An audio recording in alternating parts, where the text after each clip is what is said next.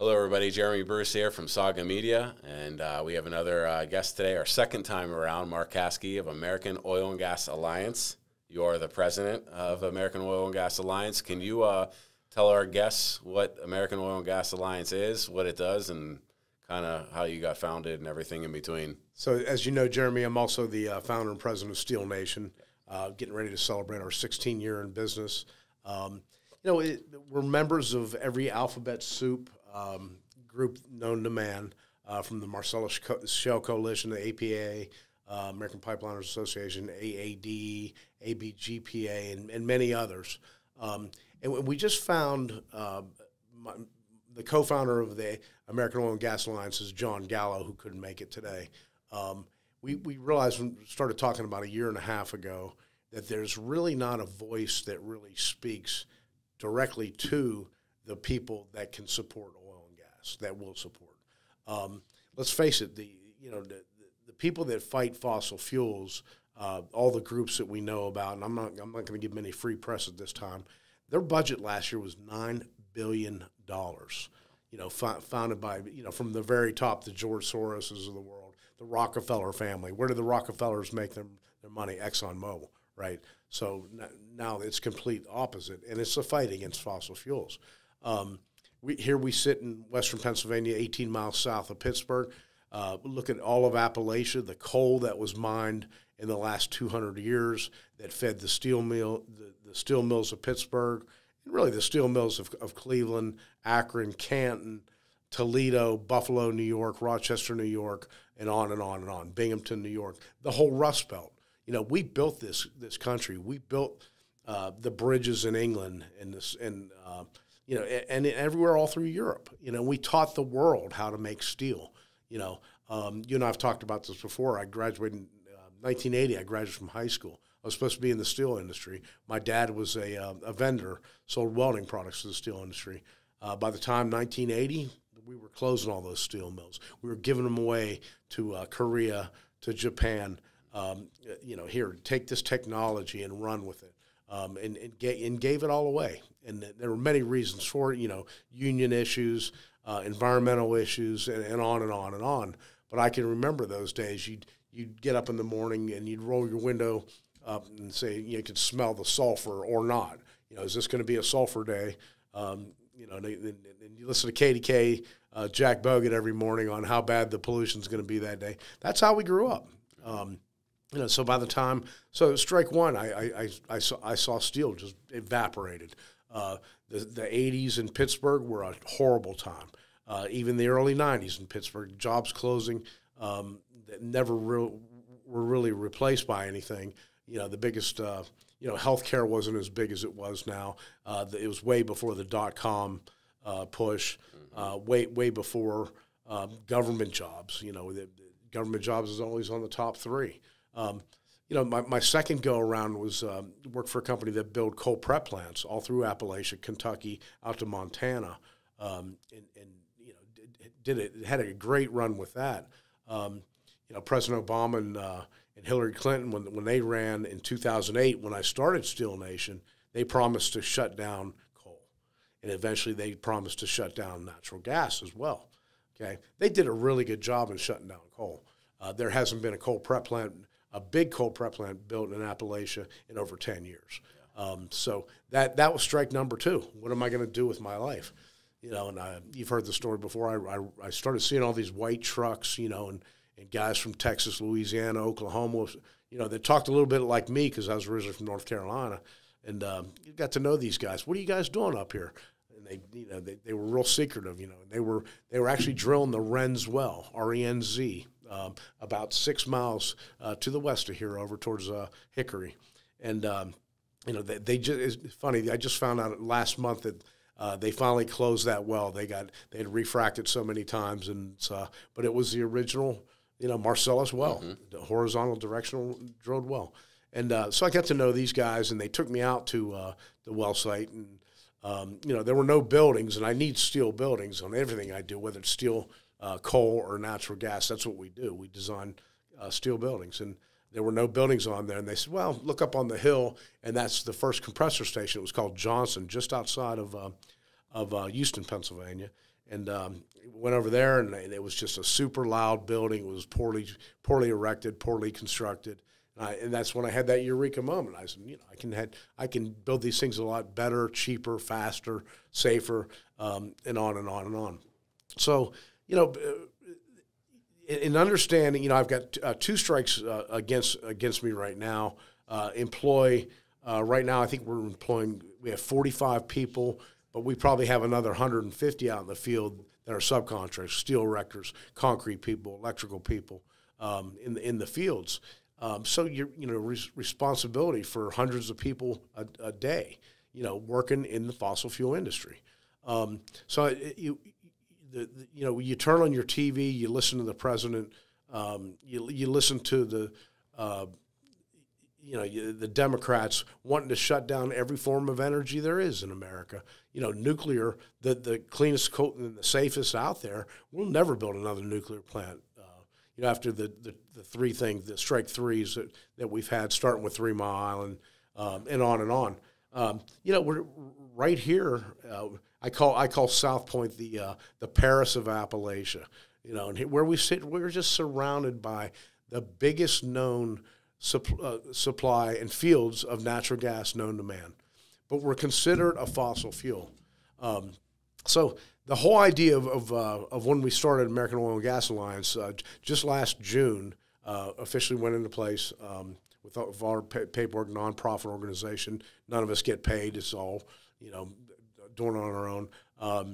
Do a lot of field trips, do a lot of education, a lot of seminars, things like this, educating the public that, yeah, we're fossil fuels, but you cannot compare natural gas to coal. It's just we're about 1/3 of the emissions that coal puts out.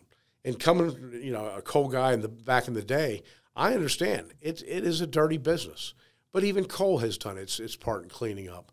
I was at a breakfast right up on the top of the hill here 2 weeks ago at the Chamber of Commerce.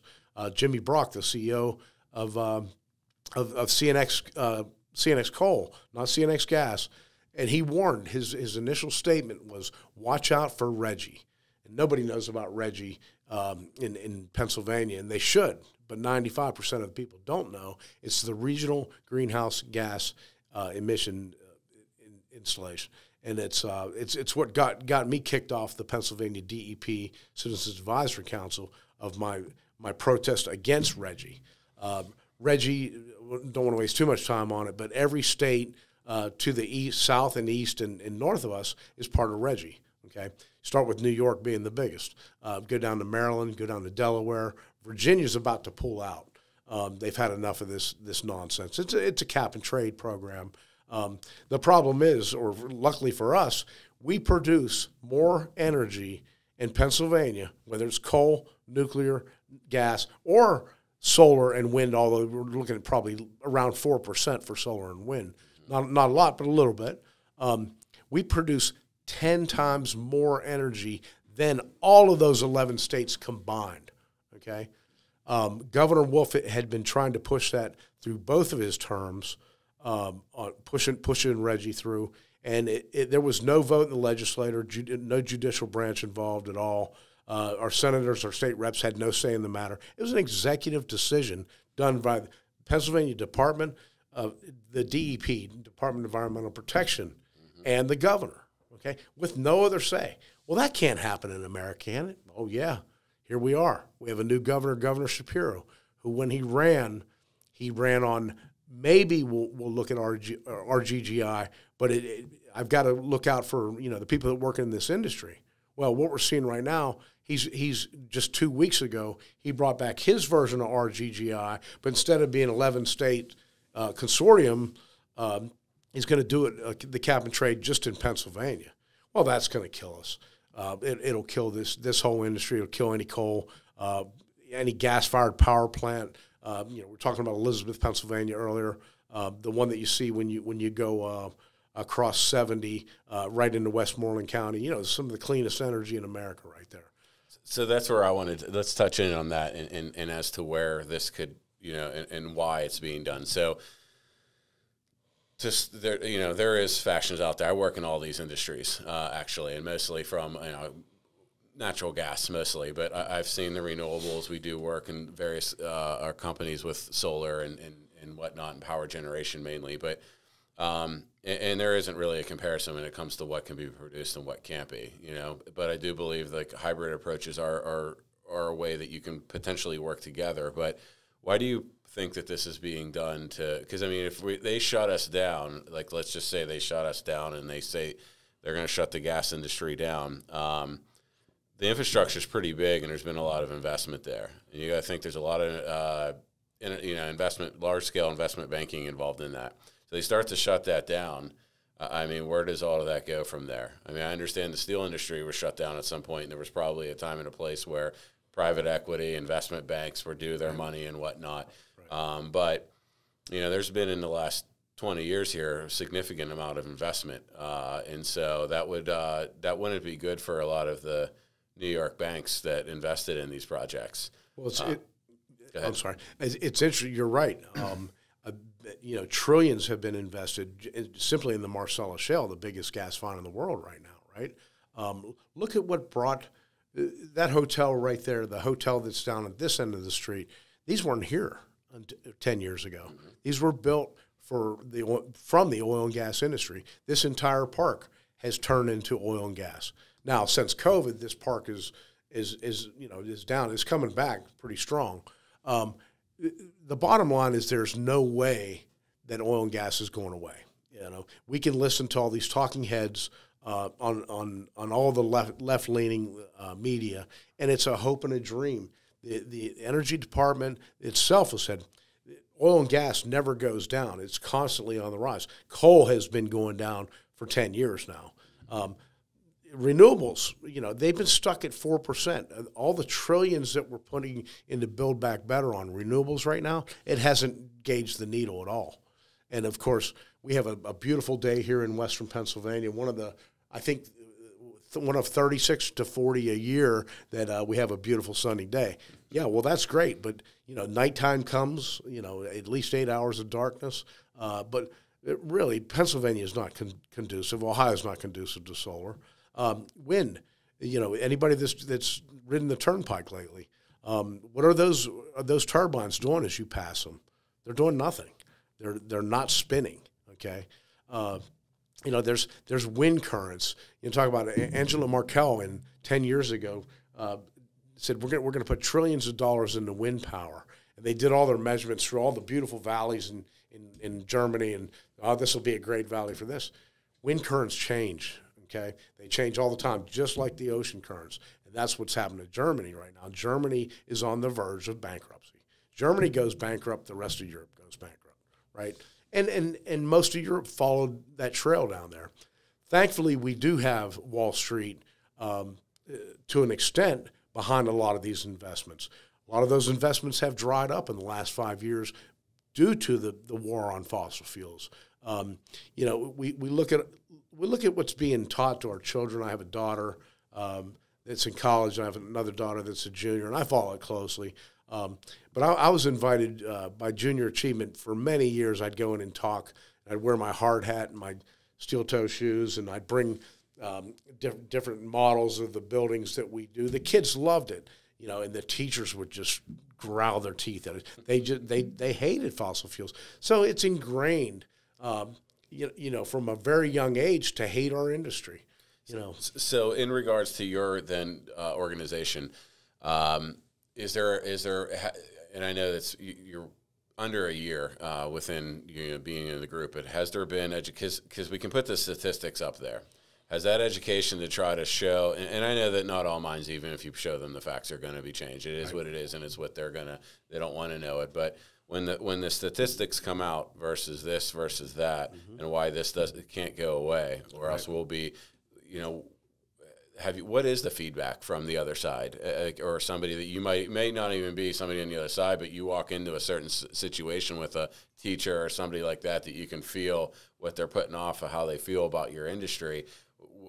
If you provide evidence that, you know, this is what the natural gas industry is doing to clean up, right. you know, to make environmentally, this is the way we're trying to take our technologies and incorporate the technologies that right. you're asking us to do. So then why are they still trying to push it out? If this industry is still doing exactly what they're being asked of to be better for the environment, right? And it's still being just trying to be, they're trying to go for it to get it out of the way, completely eliminate it. These groups are not going to be happy till all of American power is shut down. Okay, we're going to let China. They truly want China to control our vehicles, our solar panels, and our windmills. It makes absolutely no sense, right? So again, we have to go back to the 1850 when Karl Marx, a German, not a Russian, wrote his book, right? They laughed him out of town in Germany, okay? Before the Soviets, the Russians grabbed onto that Marxism. This is great. Shut down all industry. It was the first thing to do. Second thing, create wars between the races, between the ethnic. Russia has eight different ethnic groups. Well, let's pit them at war against each other. And what are we seeing right now in America? The exact same thing. This is, and you've heard me say it before, Jeremy, and I hate to keep it rolling. The ultimate goal is Marxism, full-blown Marxism, just like we're seeing in Venezuela right now, what we saw in Cuba in the 60s, what we saw in Russia from the 50s, and still see in a lot of Eastern European countries. It didn't work anywhere. And that was my one. I was going to wait for this, but so do you think this is being done purposely then? Absolutely. Because we spoke earlier off camera about the power plant that was in Ford Township, and you mentioned it a minute ago. I mean, that was a big project that, and I'm in industries of power development and power generation, and I know how much money and time that is even to get to the stage they were at, and that wasn't even breaking ground yet. And the fact that it went 8-9 years and it got eliminated, I mean, that was a lot of power. I don't correct me if I'm wrong, but I believe that was 600 plus megawatts of continued power. I think so. On 10 acres of land. Right. And there was somebody that did shortly after it, finally they walked away, that group. Right. And they did an analysis of how much land it would take for the solar. It went from Point State Park all the way back, the entire city of Pittsburgh, going back to Highland Park. Right. And so it really comes down to, is it being done on purpose? And two, I mean, this is a serious issue now, and it isn't just to try to go against one industry or another. This is needs to be addressed, in my opinion, we're in trouble with our power grids. I mean, it was December 24th, 2022. PJM almost had they were literally, allegedly, moments away, and I know there was a big fine that they had a lot of their generation stations going to have a power. Correct. And to give everybody a scenario, that day it was negative 24 degrees with wind chills, and when I actually hiked that day, if you can believe that. And I remember it was a very short hike because my entire face was filled with frost, and I had a mask and everything, and I was like, what the hell am I doing out here? But I remember they were fined, I believe, like $2 billion for that. And then you're starting to see more and more of these reports because, the audience might not know how many coal-fired power plants have been shut down since, I believe, 2012. And I believe there is about 77 or 88, up to around one of those numbers in the next, I think it's 30 months that are going to be decommissioned.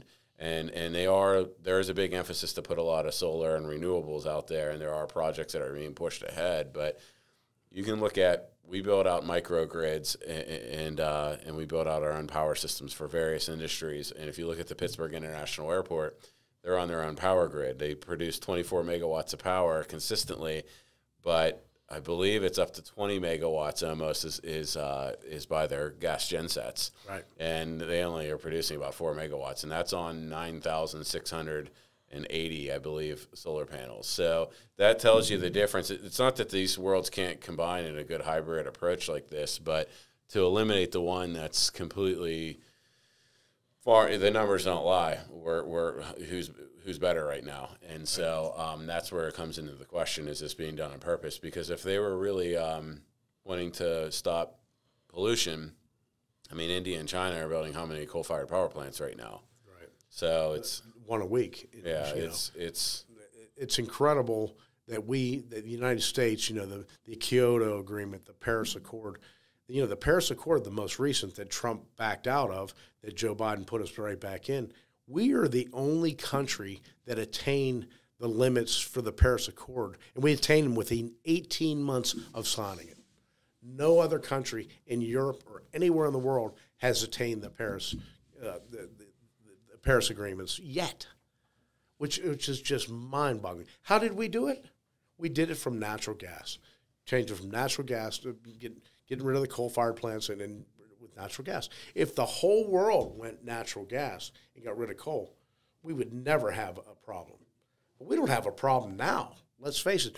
As I look outside this beautiful, crisp air, this is the cleanest America environment has ever been. It's not up to, why is it up to us to be the policeman for China and India and most of Eastern Europe? You know, and think about the countries that don't have any power. All those sub-African countries that have a light bulb per village, you know, that they don't have a charging station for their phones and things like that. They all need to come online. Are they going to come online with this expensive renewable energy? Absolutely not. They can't. They're poor people, and we are harming those poor people. Why is it okay for most of the earth to have cheap electricity right now, but we're harming the people that need it the most in Africa, parts of Asia, parts of South America that still don't have electricity and petrol to run their vehicles? You know, it's these elitist, you know, and I'll pick on Bill Gates because I think he's an evil individual trying to hold the population. He'd like to break the population in half. You think COVID was just a tip of the iceberg. Wait till this next thing with these elitists come out. So they don't want the South Africans, the South Americans, the South Asians, anywhere in the world to have power, because having more power, you live a longer life. You live a longer life, you breed more, you have more babies, you add more people. So ultimately, you know, we talk about Marxism. That's the actual goal of these elitists, is to cut the 6 billion people or so that we have right now. They'd like it come down to about 3. Get rid of half the population. And in regard to that, you mentioned with like certain African countries and them not like, where are the leaders? Like LNG is an answer to that, you know, building out. Because, I mean, how long has this been going on? I mean, there's no reason in 2024 that a lot of these African countries don't have sufficient power and sovereignty, right, essentially, and the necessary, because energy does create sovereignty and independence. So is LNG the answer? And also, with everything you're talking about and what's going on in these industries with the political and global, like, where are the leaders in being with your organization? Have you guys spoke with some of the leaders in these industries, you know, the CEOs, the executives? Like, where do they stand, and why are they backing down, and why aren't they, you know, a bigger voice in prosperity with this type of industry? It's a good. And what's going on in the industry, and that's and one of the reasons we created this organization, because it would be impossible to get a CEO, Exxon, BP, Shell, and all the way down to sit here and talk the facts that we're talking about, right? They just wouldn't do it. It's too divisive, okay? But on the, like I said before, the other side has $9 billion. They create divisiveness, okay? And they're winning the battle. Ultimately, I hope we can win this war, but they're winning all these battles, especially under the Biden administration for the last 3 to 4 years. That's a great question, and that's why we need to come out and fight back. I got a call this morning, Cecil Township, where we sit right here, okay, on April 3rd. They just called this meeting last Thursday. They're going to have a vote on getting rid of natural gas extraction in Cecil Township, Pennsylvania, okay? A majority of Range Resources, building is two over this way, a majority of their wells are in Cecil Township. They've been great neighbors. The Range Resources is behind the original Wren's well. You know, Ray Walker, the old CEO, who's still in the business, and John Applegath, they built the Marcellus Shale. They invested, not just their money, but Wall Street's money as well, and built this industry here. And Cecil Township on April the 3rd, which is a Wednesday, 2 Wednesdays from now, is having a meeting at 6 o'clock. And I'm trying to get as many people there that support our industry. And we have our employees, I want many of them to go to that. The Alliance, we're going to go to that. I want to get the Marcellus Shale Coalition involved, American Pipeliners, and on, Appalachian Basin Gas Processing Association, and say, hey, look at us. We're not evil. We like the environment probably better than most suburbanites, right? We like to hunt. We like to fish. We like to keep things pristine, which we do. And, we've got the DEP and the EPA and so many other organizations that work right next to us, looking over our shoulder every day. They know we're clean. We get blamed for all these different things, which is just not the truth. So just right in our backyard here, where we sit, we have another township that's going to fight back against our industry. And meanwhile, the landowners in Cecil Township and the people that live there make a lot of money from oil and gas, and we're talking billions and billions of dollars. And that's just going to go away. Can't happen. And just for our listeners that are watching or listening, where Mark's talking about is in, a lot of these landowners get paid royalty checks for how much gas is flowing. They get lease bonuses for when they lease out land or subsurface. If they drill on their property, they get a piece of that. So there's literally some landowners that make tens, if not hundreds of thousands of dollars a year from this. So it is life-changing. Now, getting in the communities, because this is going to tie into back to independence, sovereignty. So we go through the Appalachia, okay? When the coal industry started shutting down, you saw flourishing towns in like West Virginia, southwestern PA, that once were, for example, Uniontown at one point in the late 1800s, early 1900s had the most millionaires per capita in the world. Right. And so now you start to see, like, there's documentaries. I watched one. It was a Netflix with Michael Keaton, and it was about the Sackler family, who was the one behind what was the popular drug that got everybody to get into, like, heroin. Oxycontin, and it was a very sad but good documentary, and it was a fictitious town, but you could tell it was based out of like a eastern Kentucky or like middle West Virginia type of town. Sure. And I saw it even come up into the South Hills in the late 90s. I mean, I had kids that I went to high school with who had lost their lives at the high school I went to, and they all started on Oxycontins. And so my point of this is you see where these once flourishing towns that had good, hardworking, good morale get destroyed because the industries leave, and then drugs flow in, and there's nothing really to do. And there's various big YouTubers who do, like, they go to these towns across America to show you. And I remember this one gentleman. He's pretty popular. I forget his name, but he was down in what he said one of the poorest towns in America. It was down in West Virginia, and it was pretty bad. And so, like, my point of it is we got back to, like, what we said earlier, is this being done on purpose. I just, if you really lay it down on the table and put it out to open-minded thinkers, you weigh the options. Like, I don't see how anybody can really see that this is, maybe it's because it's out of sight, out of mind, and most people are in suburbs of, like, certain cities and Pittsburghs of the world and whatnot, and they don't see that type of, but these are towns that, I know in our business we push to try to bring industry back. All right. And that comes down to, like, is it being done on purpose? Because now the pharmaceutical companies are doing well. And, I mean, the fact that 50, 60 years ago these towns were flourishing and now they're drug-induced towns, it's really sad. And it's something that at some point there's got to be a tipping point where America's got to say enough's enough. We want to have our own independence and sovereignty again. Interesting that you talk about Uniontown, who's at one time was one of my favorite. My wife is from Uniontown, and we were just down there 2 weeks ago, took Grandma out to dinner, and things like that. And you're right. You look around, and what happened? You know what happened? There's no industry there whatsoever. It was built on mining back in the day, but nothing ever replaced mining. Natural gas, what we've done with natural gas in Fayette County is light years away from where it is, and it does help out. But it's the same fight against the anti-fossil fuelers in Fayette County, which would be a great county to really, the lay of the land down there is just gorgeous. There's a lot of gas fields down there, no doubt about it. We were down at Vesta 88 last summer and with with the Americans for Prosperity group, and right across the river is Fayette County.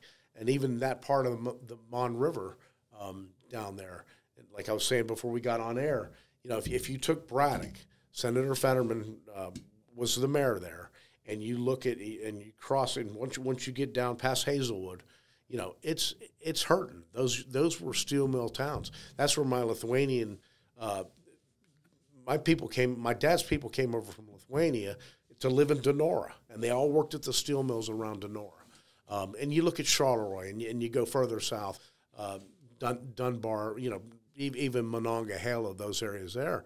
They've just, you remember they put Route 43, and that was supposed to be the big savior. Well, no one's going to pay to ride Route 43, so it's a ghost town. How about putting in some gas infrastructure there? Oh, you're too close to the river. You can't drill next to a river. We do it all the time, all through Appalachia, and there's never any problems. Take those old mill towns, rebuild them. Like I said to you before we got on air, Fetterman should really take that and build back better in Braddock based on natural gas, eventually hydrogen, make that the clean gas town of the history of the world, the center, Braddock, Pennsylvania. Could you imagine? It's right there, right in front of our eyes, but we can't see it. We're blind.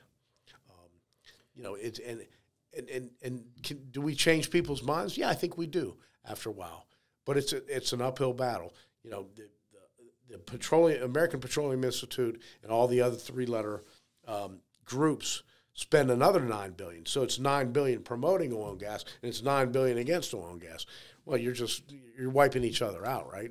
But a majority of the news cycles that you see is very anti-oil and gas. Meanwhile, the people, most of the people broadcasting this drive their big SUVs and heat with natural gas and cook with natural gas. You see this nonsense in New York that we're not going to allow anybody to have natural gas to heat their homes, their dryers to do their clothes, and to cook their food. That's insanity. That's the most efficient way to do all three of those things in the history of the world. And it's not putting solar panels on top of your house. It's not going to heat your house. It's not going to dry your clothes. It's not going to cook your food. Well, you brought up the $9 billion and how they work against each other a minute ago. Has there ever been a discussion how do we put this money together to try to build these industries up? Because you're right. I mean, we do need, where we're lacking, and I get with technology things change and times change. I mean, you got to think that at one time the farmers were all doing everything by hand, and then machinery came into play in the Industrial Revolution. A lot of people at that time thought that was going to replace humans and jobs. It didn't, and it actually grew. There's more jobs today than there ever is. Right. So moving forward with all that, and you brought up natural gas and hydrogen, and because we're in the process of building out these hubs, and it is an uphill battle. Even when you do bring this clean, aspect to it, it's still an uphill battle because it's not one-sided or whatnot. But when you start building these out, I mean, has there ever been any conversation with the other side opposite to you about, okay, do they ever say, I want to rebuild Braddock? Do they? I guess is where I'm getting at. Do they ever say, Monongahela, if we're going to, let's just say they want to build a solar farm on top of one of those hills and bring down is their solar farms, do they ever say their solar farms are going to power a new clean steel mill? No. Yeah. Because they know they can't. Yeah. And they don't want let's face it, the pushback on solar farms, on wind farms now is incredibly large as well.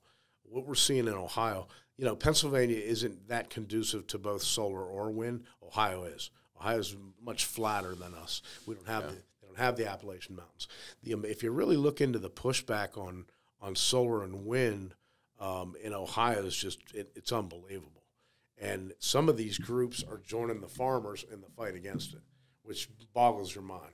So if we're not going to have solar or wind or natural gas or nuclear or any type, what are we going to do for energy? They don't care.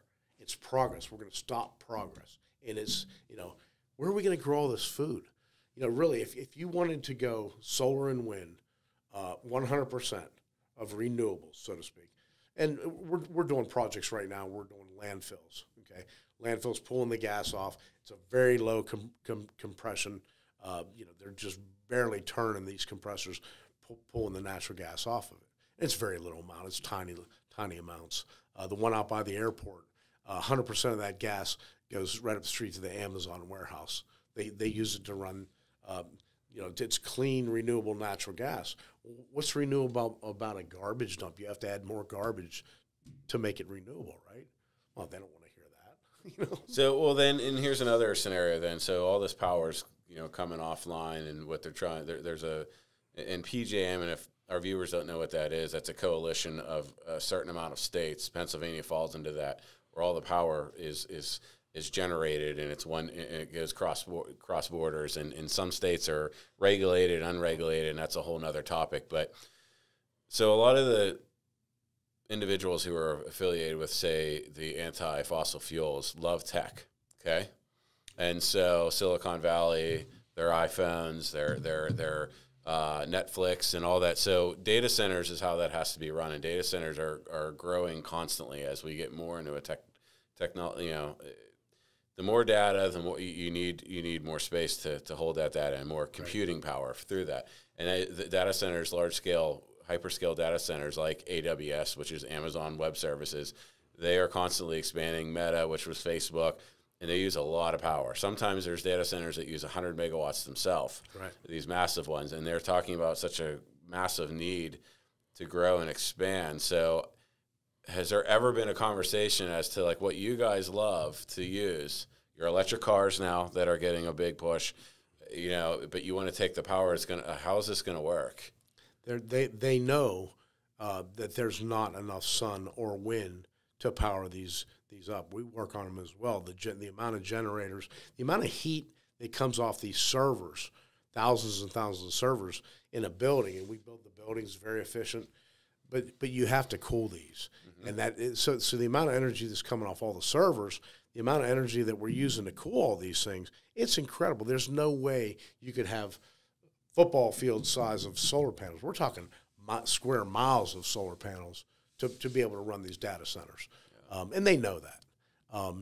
It's one of those knowns that the left know it as well, and they're just going to continue to fight it. And it's just, it's those white lies that we don't hear about. Just no, if you really, one of the best movies I've ever seen is Planet of the Humans. Okay, it's Michael Moore. We know Michael Moore as being from the far left, right? It's about a 5 or 6 year old movie now, and he pushes back on I forget the name of the movie. I apologize, but pushes back on the left, and he goes to California, he goes to Nevada, and looks at these solar farms that have been desolate. They just walk away from them. After 5 years, you have to replace all those panels. Well, that's another $1 billion in investment. Let's just walk away. So our deserts are starting to get filled with it. But if you really study it, you would need at least 50% of America to be covered by windmills and solar just to power what we're doing right now. Right now, if you got rid of all the power plants, all the nuclear, the gas, where are we going to grow our food? Where's wildlife going to go? Where are we going to enjoy the state parks and things like that? It's just, do you think there's going to be a breaking point with this? Yeah, I think that the breaking point. I think this winter really helped, and we saw those EVs that couldn't start all through. We had that one little cold spell, back in December or January, whenever it was, and I think that opened a lot of eyes. The forcing of the EV upon us now, that we're going to get rid of California, get rid of the combustion engine by 35 in 11 years. That we're not going to have any gas-powered or diesel-powered cars in California. It's insanity. Who's going to make all these? The Lordstown plant that everyone that's ever driven to Cleveland or up towards Cleveland on the turnpike, not quite Cleveland. It's a mile long. I remember when I was 18 years old, I'd press the button, and I'd measure that plant. It was so big. It was 1.1 miles, Nobody knows this, but they were producing EVs there the last 3 years. The same company that makes your iPhone. And I can't remember the Ionis or whatever the name of it is. This is the company that uses slave labor in China to produce all of our friendly iPhones, the big fat computers that we have the tiny little computers that we have in our pockets. They were producing EVs. They weren't selling. That company just went out of business at the end of last fall, October, November. So you have thousands of jobs that were supposed to be the new Build Back Better. And that's happening everywhere. You look at the wind farms that are killing all the whales all through the East Coast. Virginia Beach just said no. Ocean City, Maryland said no. Most of New Jersey's now saying no. And you have it's strange how they're all European countries that are going bankrupt, that have sunk billions and billions into putting these wind farms out there. How do you maintain these things? Part of what we do in the natural gas industry is maintain these buildings, the compressors, and it's a constant battle. It's like your house, right? How are you going to go continue to maintain these things that are 400 feet in the air? How do you get a man lift that easily up there? It's not easy, and the waves are on. So how many solar farms have been started and neglected and walked away from in America and worldwide? It's incredible amounts. Do we see this on the news? No. Do we see it in the Wall Street Journal? Sometimes. The Wall Street Journal is now very woke. And they're not going to publish the bad stuff. This is all the great new economy, Build Back Better. It's all going to work. It's not working, and I think people are waking up to it. Now, what about let's get into pipelines, because you brought up hydrogen, and that's a space I'm familiar with, and there's a few large companies that have grand plans for a hydrogen pipeline infrastructure across America in the next 30 years. And I think the plan's amazing. I can't personally see that it would get even remotely done in the capacity they want in the time frame. Now, like the MVP pipeline, we keep hearing about that for how many years now? And if you can jump in if you want, but I'll tell the viewers, it's a pipeline starting in southwestern Greene County, Pennsylvania. It'll take natural gas all the way down to the Carolinas. Correct. And there is some expansion, I believe, if they could, down to Florida and whatnot. Right. Do you think that's ever going to get done? I mean, it's really close. So I think you remember we talked about this a year or two ago, that we built those compressor stations, massive compressor stations, 3 to 4 years ago, okay? And they were named Harris, Bradshaw, and Stallworth, okay? And we know who those were. Those are the MVPs of the first. Then the next one is going to be called Lambert. These are the 4 Super Bowls from 1980 and before, right? The first 4 Super Bowls.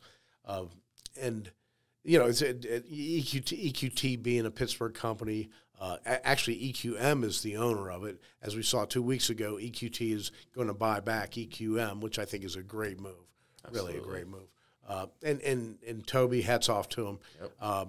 I think he had to say, that's back in the day when DT Energy, Detroit Edison, offshoot DTM Midstream, who we do all the work for. EQT did the same thing, right?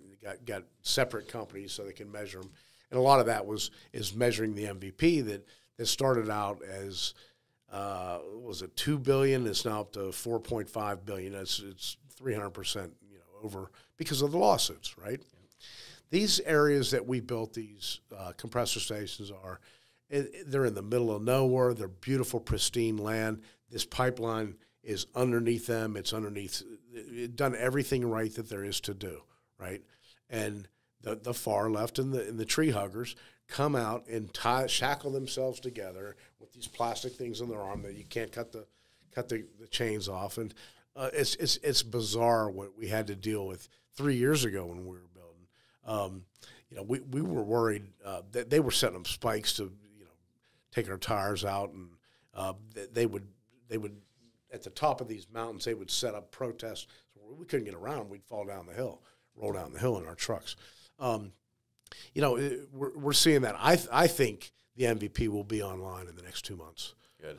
Definitely in the second quarter. It's done.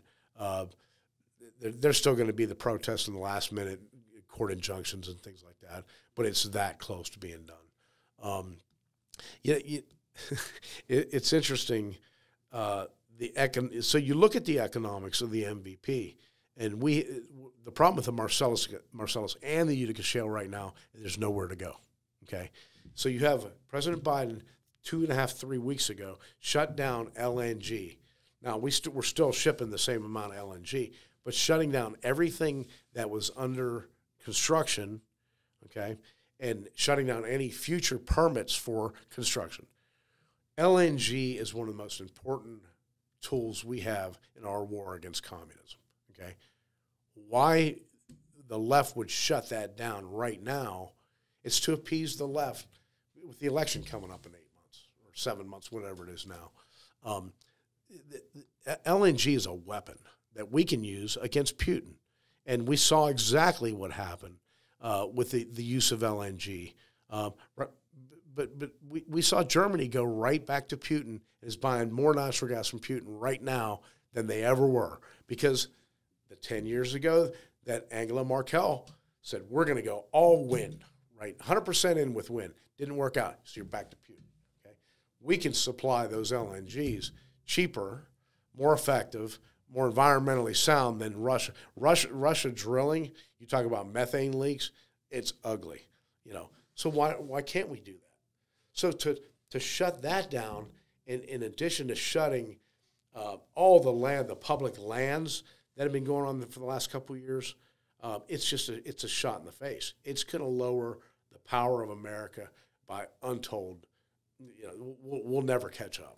And you brought up EQT and Toby Rice. I know he's been a big proponent on getting LNG overseas and absolutely helping, especially during like 2022, and this conflict really got to another level between Ukraine and supplying energy and power. So, with your organization, where is the organization going, like as of today and into your second year of being? Like, what's the objective? What's the plans? Like, what's the goal? Say by end of 2024 or 2025. I mean, we are in an election year. That's another thing. So you're probably doing a lot of government relations type of, but where's the organization going for the rest of the year? And then depending on how the election goes on either side, where does it go? Because that could be a drastic change of how you guys look at things. You know, I use Cecil Township as a local issue. You know, we have to concentrate on these local issues. Our plan is to move this into other states, mainly Ohio and West Virginia to begin with.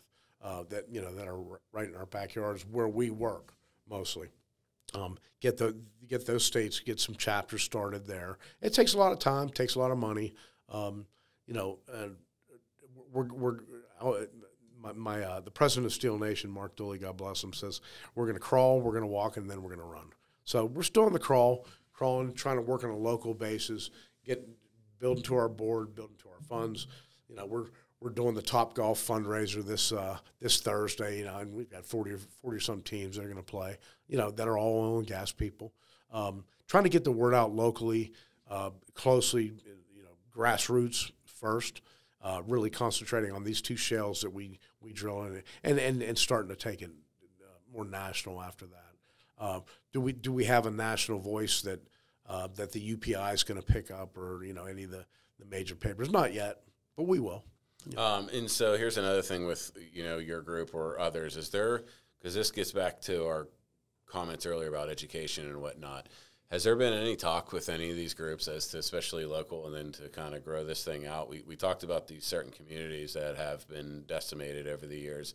Is there a way to, or is there any talk or plans, should be more so, to get actual education like centers put into these communities to then maybe push this kind of, you know, because that's another thing. It's schooling. It's you know, I mean, it really comes down to, if you're showing like, well, here it's not just jobs. It's also, we have our own oil, like XYZ oil and gas school, specific for all these industries. That, I mean, there's so many ways you could get employment through here. Right.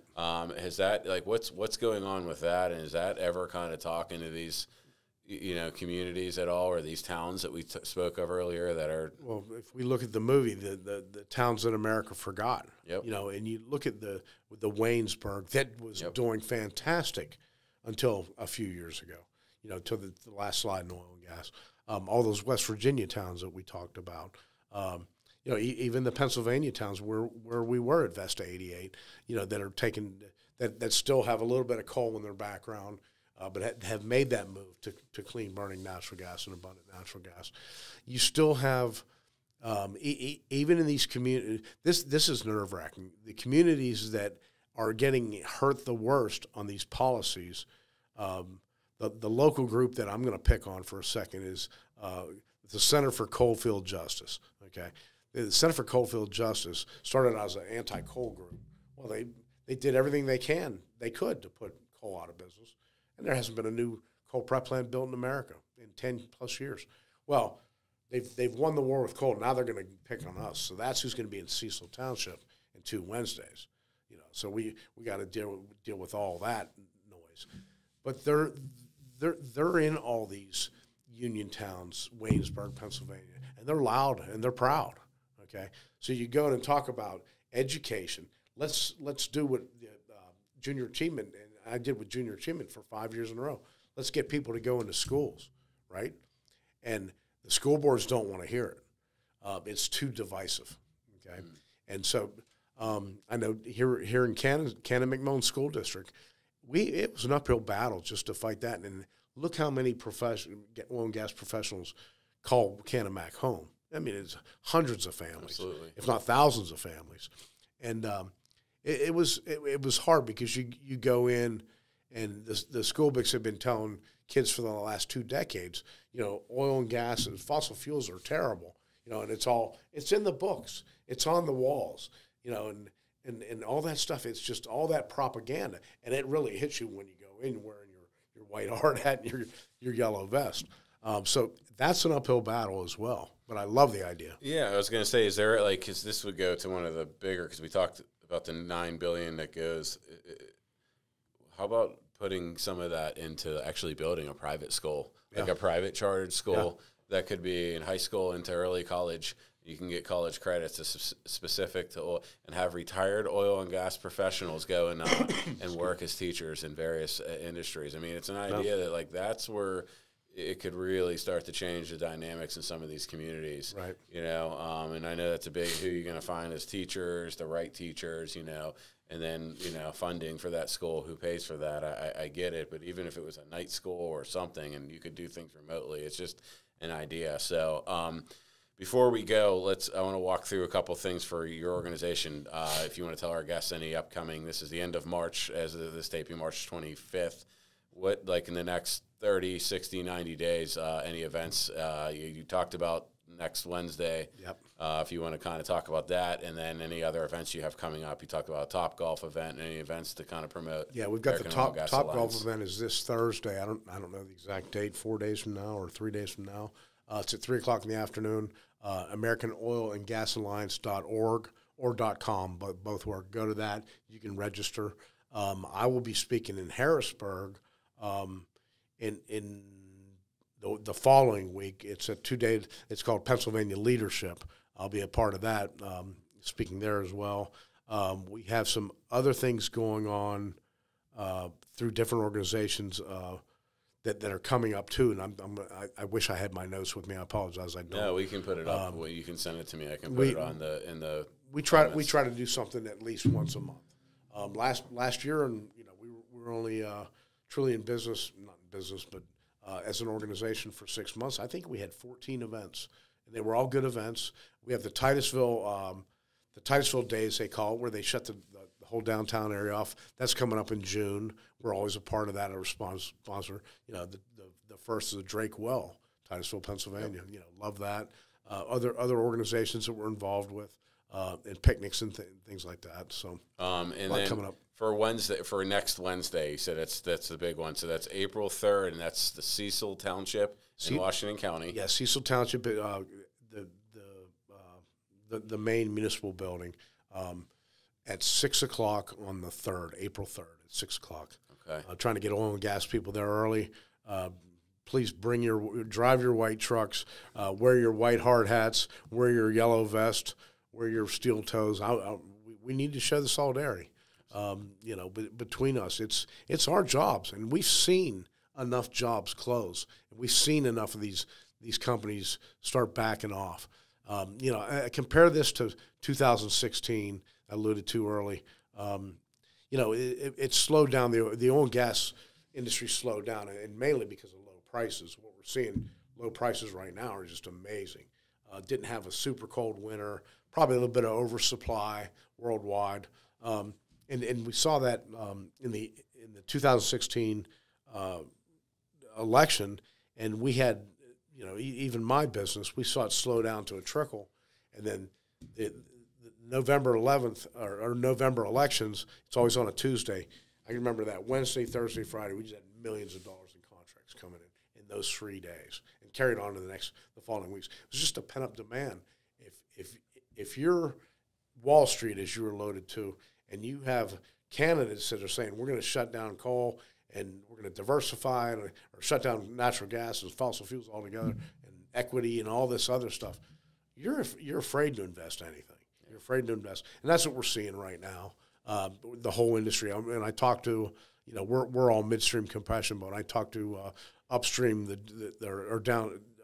upstream the drilling side, then downstream the utility side. Everybody's pulling back a little bit. Yeah. So it's going to be a rough year. We're Steel Nation. We're doing strong. We're carrying some stuff, but we're seeing some stuff getting moved back to next year. Yeah.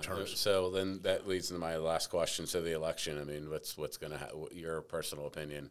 Is Biden going to get back in, or is it still kind of too early to tell?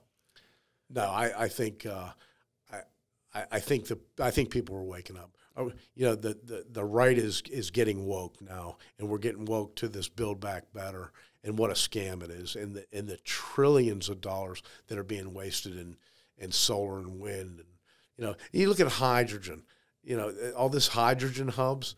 No, I don't think hydrogen will ever be mixed with natural gas. No, I think it's impossible, right? Yeah. I think you're in agreement with me. But you look at all these hubs. You look at CNX gas pulled out. You look at who else is pulling back, because it can't be considered 100% green hydrogen to get the tax breaks. To get 100% green hydrogen is virtually impossible. But that's what the Biden administration pat themselves on the back. We set these up in Delaware, Charleston, West Virginia, parts of Pennsylvania getting a piece of this action. Run around. It's all dog and pony show. Because the tax breaks are not going to go with them, the CNXs of the world will keep pulling out, as will Williams and everyone. And if Trump wins, are all those going to go away, you believe? I think hydrogen should be funded, no Absolutely. doubt. But you can't pull the tax breaks off to make 100% green. And the colors of hydrogen are changing daily. You know that. Yeah. I can't even keep the grays and the blues and the greens. Who's on first? But hydrogen. Jeremy, we don't know 100 years from now what our energy source is going to be. Mm-hmm.